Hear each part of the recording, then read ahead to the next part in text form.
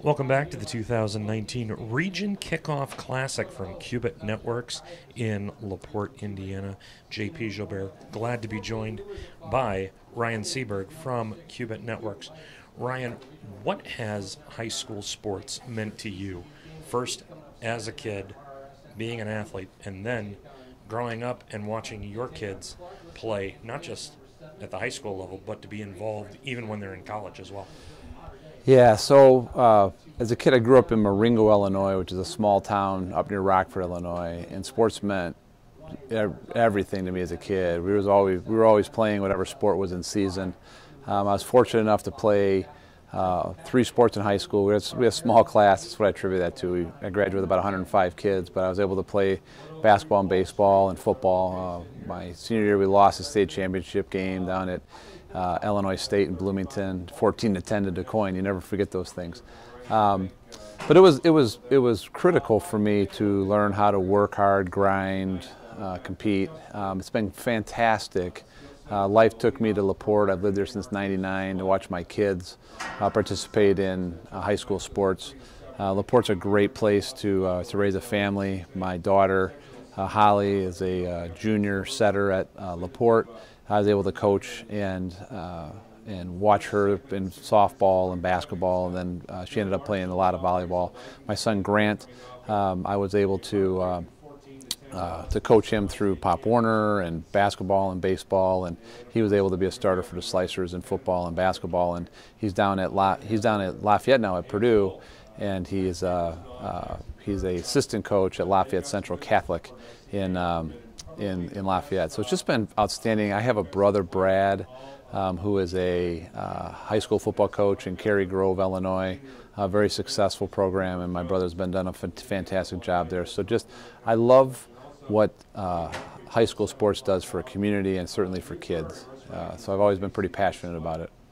You talked about Grant, and we talked about him off the air, how he's down coaching on that LCC staff, and he's got some pretty good guys that he's surrounding himself by on that coaching staff. Yeah. What do you hope that he learns from that coaching staff to further his football career in the coaching ranks? Sure. So Coach Ney, the head coach there, is a fantastic guy. I've had the pleasure of meeting him. My brother Wade is very active in that program and introduced us. We actually went to a Bears game together. It was a great kind of a Seaburg football day. We went to the Bears game together along with Coach Ney, my brother, myself, and my son. And then we watched my other brother get introduced at halftime with all the Illinois state champions, and we went out to dinner together, and it was just a great time spent together. I think that the biggest thing that my son can learn, he wants to be a math teacher and a football coach, and so just that there's so much to coaching that you don't get as a player. There's a lot that goes into it, and he's learning that right now.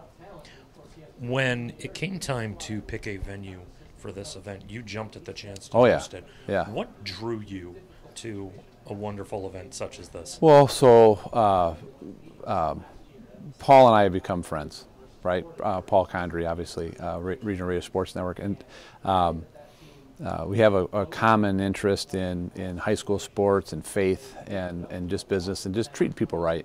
And so he was looking kind of for a venue. It was Dave Sharp, the former coach of LaPorte, connected us together about a year and a half ago, and we became fast friends. So he gave me the opportunity to sponsor this and host it. I was all over it. I love being around the sports too.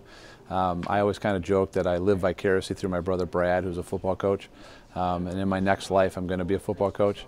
To me, it scratched a lot of itches. The ability to help a friend and then be around this has been great. LaPorte is one of those smaller communities, obviously smaller than South Bend, right, smaller sure. than Chicago, yep. But it embraces its high school athletics like no other community right. does.